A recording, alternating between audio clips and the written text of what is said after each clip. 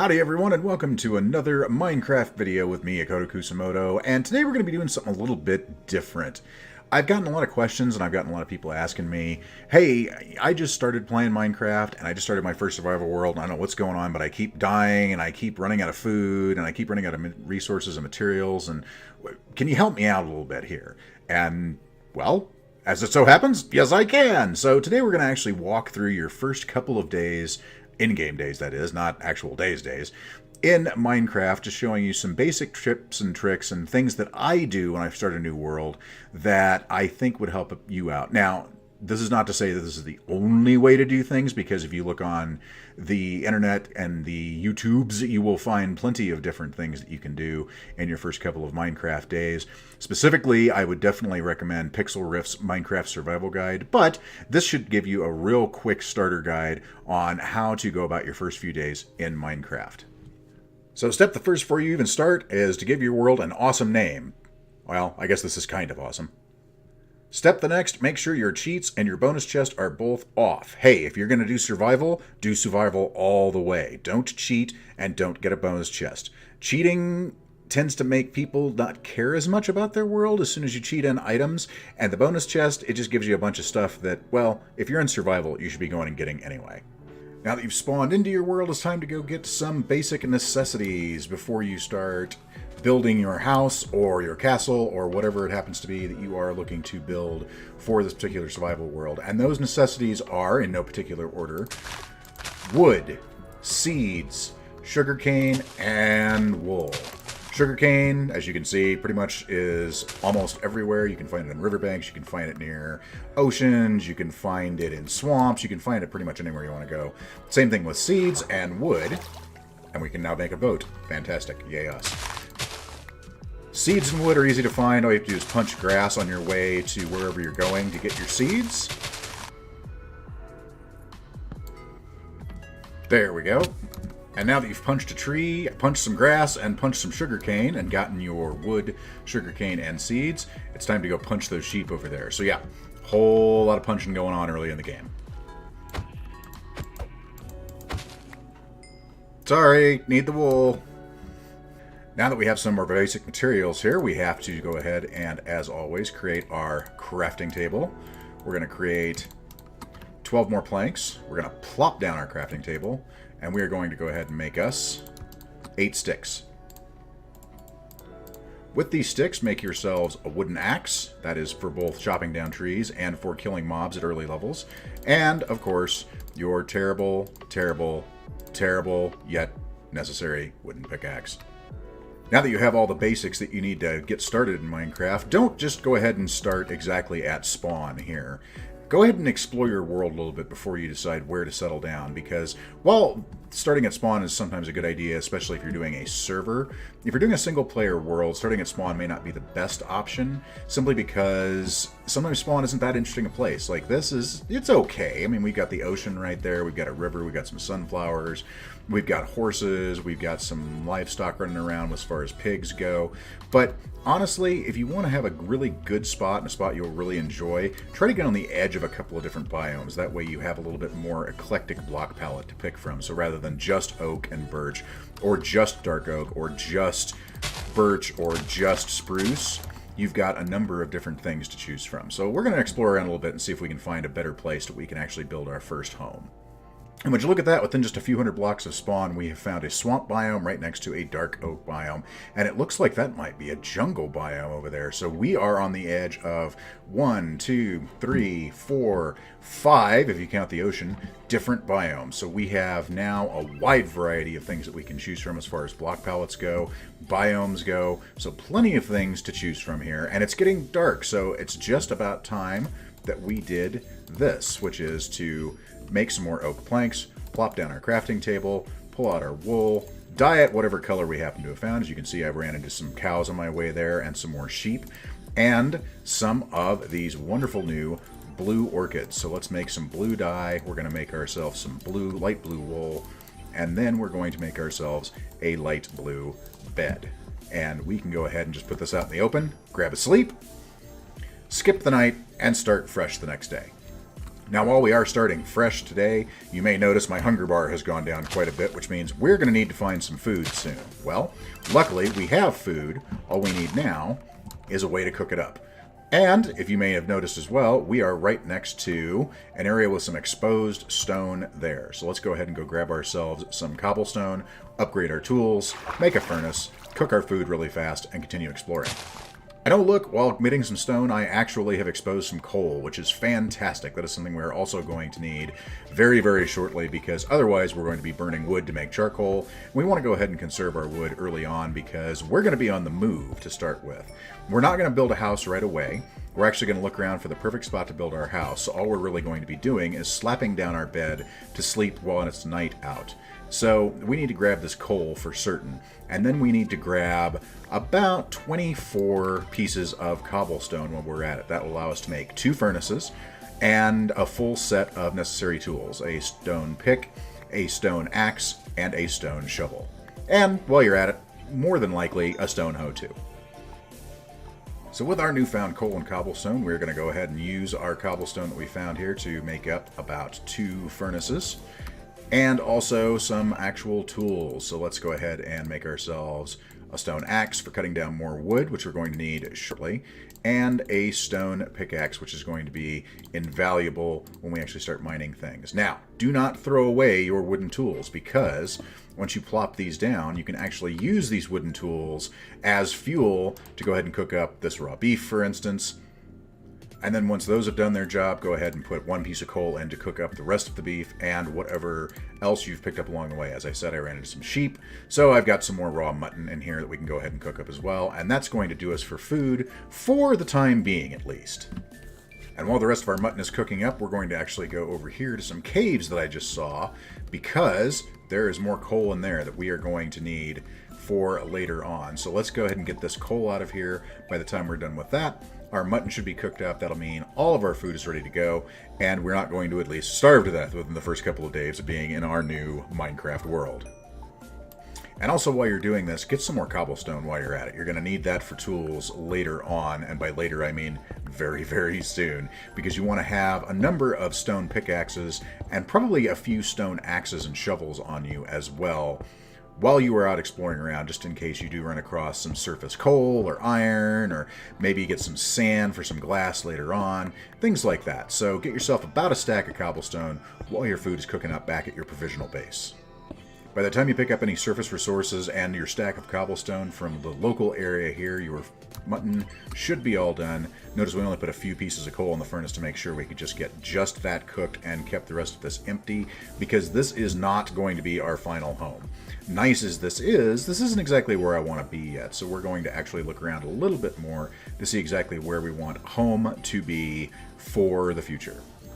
Having pulled up stakes, slept through the night, killed a skeleton, and sort of looked around a little bit, unfortunately what I originally had thought was a jungle biome is just a continuation of this dark oak biome that had some vines growing off it. But that's still okay, because as you can see, we have a fantastic view of the ocean over here.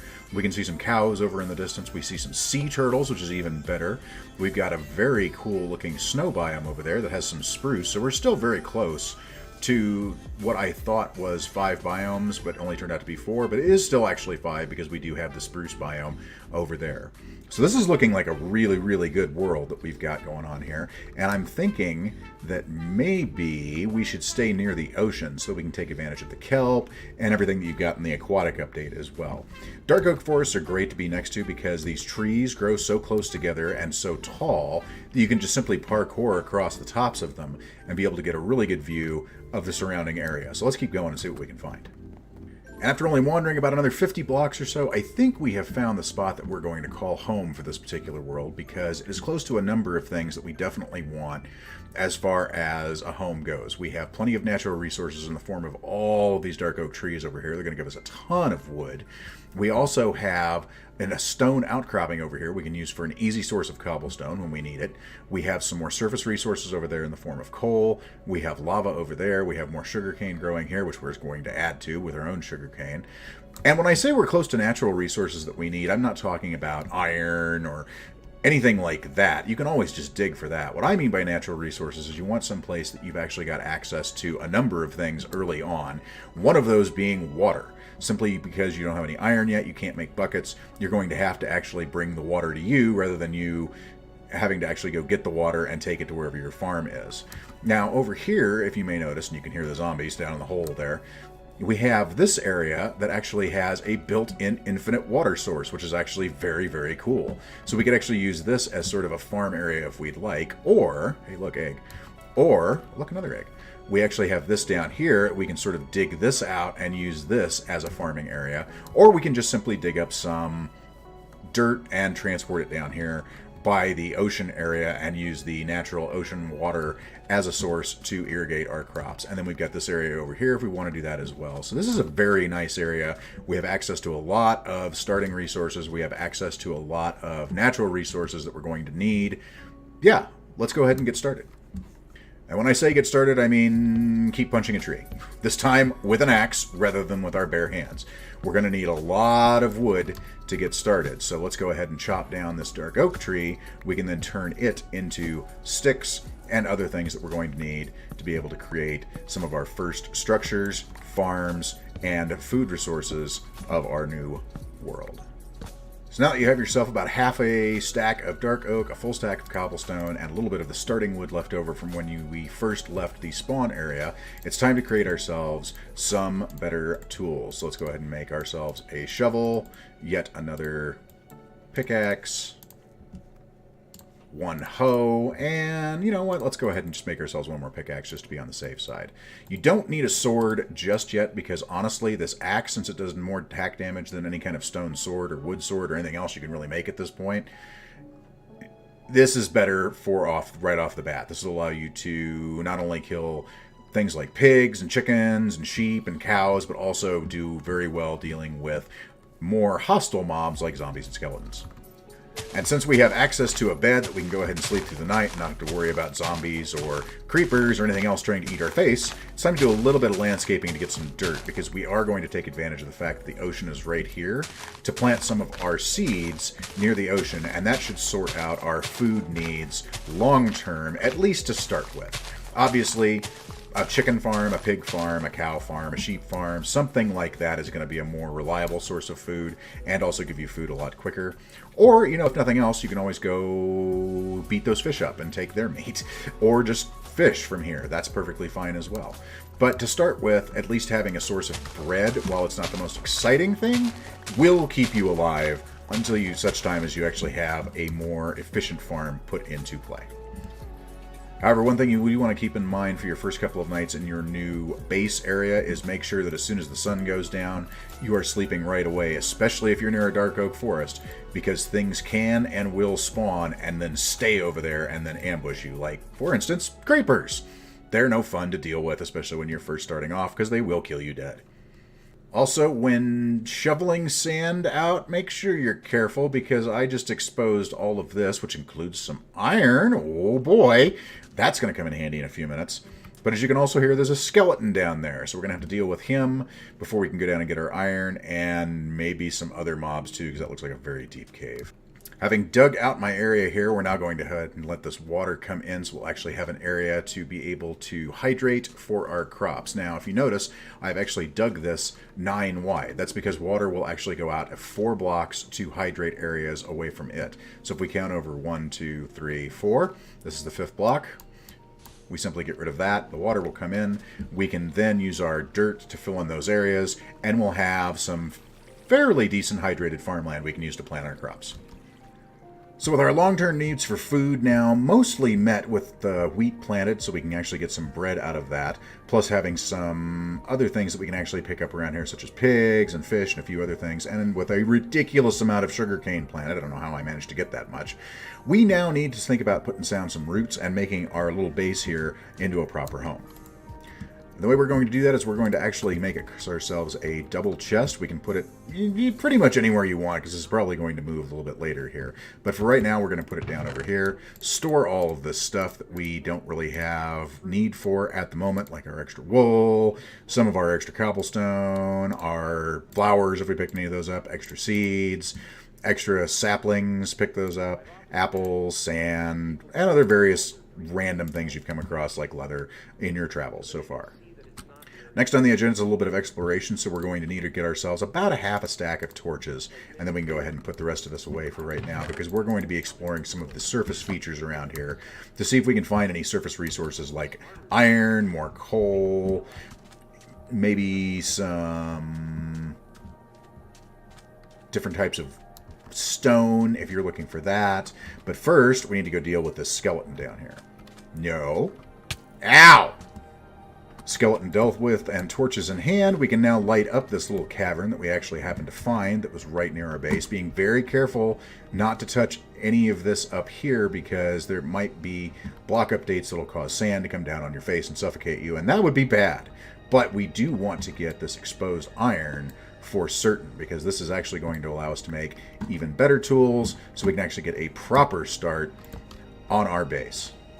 Our miniature mining expedition done, we can actually come back to our base now and smelt up this iron that we got from our surface exploration and get ourselves a few new iron tools, specifically an iron pickaxe, which is going to be very important for the next step of our new world. And as you may have surmised, the next step of our new world is actually put the mine into Minecraft. We are actually going to be digging ourselves a very quick, very simple, very straightforward mine down to y equals 11. So if you bring up F3 screen, the debug screen, you can see up there you'll have XYZ coordinates. We're currently at Y60. We're going to go down to Y11. And to do this, you should probably have about 3 to 4 stone picks with you, because you want to save that iron pickaxe for any kind of redstone, lapis, gold, or diamonds that you find as you make your way down, and when you get down to the Y11 area where diamonds tend to spawn more. Also, as you're doing this, it's probably good to mine out 5 blocks down. That way it gives you a large amount of room to be able to maneuver in, because once we get down there, we're going to use the other 2 things we're bringing with us, our chests and our crafting table, to make ourselves some stairs and make it easier to get up and down to our mine. Not only does it make it easier and quicker to get up and down to your mine, but running up and down stairs does not use hunger, which is an issue right now because your wheat has not grown and we only have 19 mutton chops left. So while that seems like a fair amount, it's really not. So you want to conserve food wherever possible while you're actually doing this. And hey, would you look at that? We've actually found our first rare resource for our world, which is gold, which is not really what we want, but we'll go ahead and take it. So pull out your iron pickaxe, get all this gold, which may take a little bit of parkour to get across here. But that's okay. And go ahead and get all of this gold here. Now, gold is going to be of limited use, especially early on. However, later on, it's going to be great to make things like powered rails when you're starting to put together some more automated farms. So go ahead and grab it as for now, especially since you've got plenty of inventory space, and you can go ahead and get it smelted up when you get back to the surface. And good news, bad news, as we got down to Y14 and almost down to Y11, we found lapis, which is another fantastic commodity you're going to want later on for enchanting. Unfortunately, we've also found lava. So we don't have any iron right now to make an iron bucket, or well, we do, but I didn't actually bother to make one because I didn't foresee this. But what we can do instead, since this is actually Y12 and that's Y11, is we can use some of this granite that we've picked up from while we were down there to actually fill this in a little bit and determine how big this lava field is. And the answer is big. Clearly, this is a kink in our plan, so we're going to actually jump our way back upstairs because I can't actually put the crafting table down in lava and have it survive. So we're going to go jumping our way back upstairs, get some iron, make a bucket, and deal with this lava problem. And problem solved. New problem, new problem. Okay, that problem's solved too. Oh, more problems. More problems are coming. As you can see, our mine has broken into a natural cave, which is both good and bad. Good in that you can see there's exposed iron there, which is fantastic. It looks like there's some more coal over there. And if we look around, there's probably even more that we want to go get while we're at it. So this is actually both a boon and a bane, because exposed iron is great, exposed mobs are not. Those problems notwithstanding, however, it's time to plunk down our crafting table and both of our chests so that we can actually go ahead and store a few more items in here. But also, more importantly, we want to make a bunch of these cobblestone stairs so that we can actually go ahead and put cobblestone stairs leading back up to our surface and our base. Since the game has actually given this to us, we might as well go ahead and take advantage of it and grab this exposed iron here in this little cave area and see what else we have around here. It looks like we do have some more lapis over there. We've got some coal up there. We've got some coal over there. We've got zombies. We've got zombies. So make sure you go through and light this up effectively so you can actually not get ambushed while you are going to be mining in other parts of your mine. And it looks like that is the dead end for this. Yes. I can hear zombies, so there's zombies in the walls, but we at least have this lit up so they're not going to be spawning right on top of us now. And we can go ahead and grab all this exposed coal while we're at it. So I think we've got a pretty good start to our mine here. This is actually very handy to have. We had to take care of a few mobs, but nothing we couldn't handle right off the bat with just a stone axe and a little bit of movement to keep them at distance and arm's length. So we'll take advantage of the fact that we can get all of these resources, and then we can actually start on our mine proper. And wouldn't you know, when I actually punched through this area over here in our mine, we actually found another area with more coal, more gold, even more coal, and then over here we have some more exposed iron that we can actually get to with just a few strategically placed water buckets. So we're going to do that as well. This is not typical, by the way. Typically you're not going to break into an underground area that's going to be this resource rich right off the bat. Normally, we're going to have to actually do what I'm going to be doing in just a moment, which is strip mining, which I'll actually show you how to do. And you've probably seen it in other channels as well, but I think it's worth going over one more time, just for those of you who like to actually see that kind of thing being built. Also, note, this is diorite. Yep, that's what diorite looks like right now. It's going to get a texture update in 1.14, but it's not going to look much better than it really does now. So, don't ever build with this. Like, ever. It looks like bird poop. Don't build things out of bird poop. Having taken advantage of this ridiculous cavern the Minecraft RNG gods have seen fit to give us and getting all the surface resources out of it that we could, it's now time to turn to our strip mine itself. Now, when I say strip mine, what I mean is a lot of people actually will have different ways of doing this. I am actually going to make this a little bit easier on myself and show you how this would normally look when you come in here. So what you want to do, at least as far as I'm concerned, now the ways vary, but I usually put 2 torches up here going this direction so that I know where I'm going. And then every 4 blocks or so, you're going to dig out a 2-high area to allow you to go down here. And then you're going to go as far as a full stone pickaxe will take you in one direction, turn around and come back the other direction and do the same thing.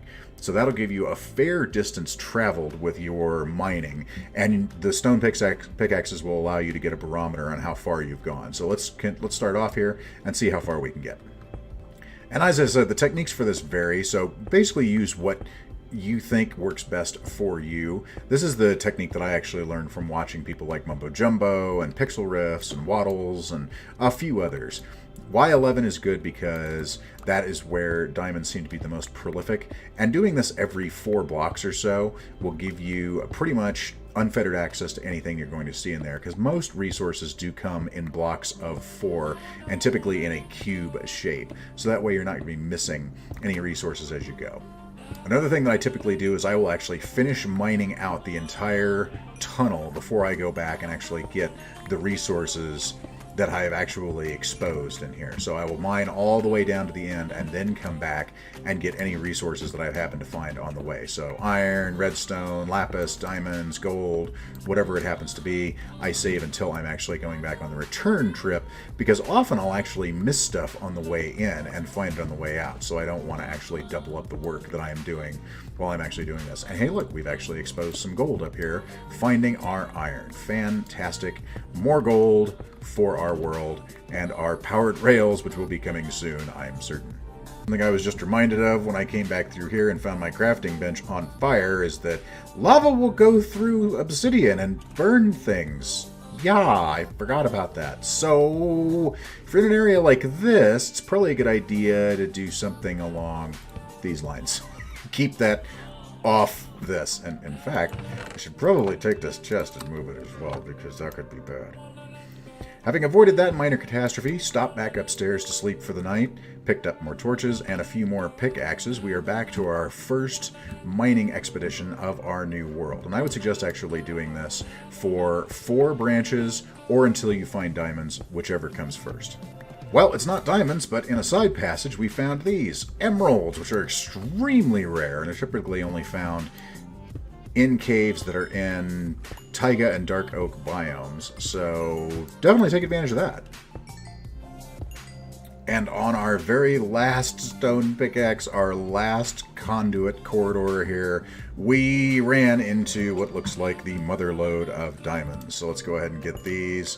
Get the achievement diamonds, of first diamonds of our new world, and that feels pretty darn good. Yep, even the rain raining down on us does not make us feel bad about what we just did downstairs. We went through 4 pickaxes, we almost finished up our iron pickaxe, and we got a whole bunch of materials out of that. So we got a ton of coal, we got a ton of iron, we got a fair amount of gold, some lapis, a bunch of redstone, 5 diamonds, and 3 emeralds. So I think that was pretty good. So with 3 of our diamonds, we're going to be crafting our first diamond pickaxe of our world. And with said diamond pickaxe, we need to go grab ourselves some obsidian. With the rain gone, a furnace full of coal, and a new diamond pickaxe, it's time to actually smelt up all of our iron and gold. But it's also time to do something else. Notice we've gotten rid of the bed here. We have our crops growing pretty well. We need to actually stop living outside and actually build ourselves a house. Now, if you notice, I've got this kind of shape going on here with the chests over in the corner. That was actually kind of by design, because we're actually going to build a house that's going to be over not only our mine and our chests, but also over our furnaces and over our crafting table, which is going to serve as our front door. So let's get some wood together and we'll actually get a real quick house built so that we're not sleeping out under the stars, but also not under the rain and having mobs coming out of the forest to eat our face. That would be nice. Let's not do that. Much better. Now we're not sleeping outside, getting our faces eaten by creepers. That's fantastic. Alright, next step.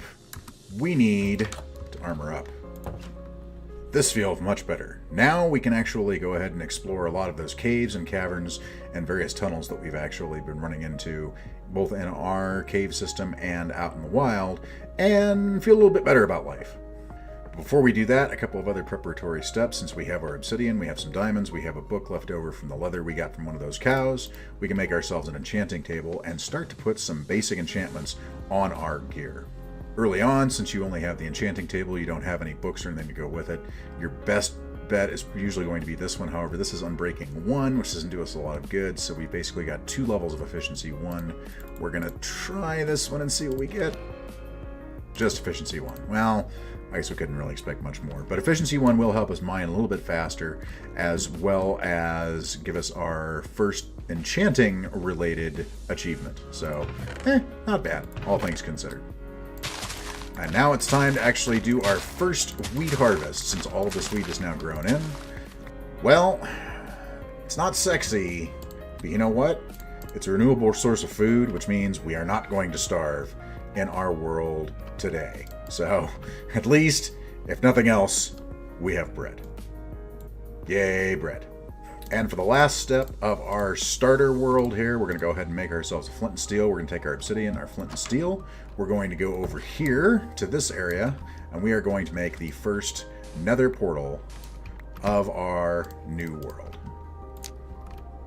And there we are. We have another portal, we have an enchanting table, we have a fairly nice house, if I do say so myself. It's very quickly built, but I kind of like the way it looks.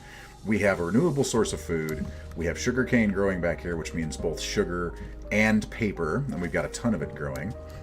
We have a full set of iron armor, we have our first diamond pickaxe, and I think we've been fairly successful so far for our just little starter build that we've got going on here. But I'm very glad for you to come along on this. I hope this has been helpful for you. If it has, please leave a comment below.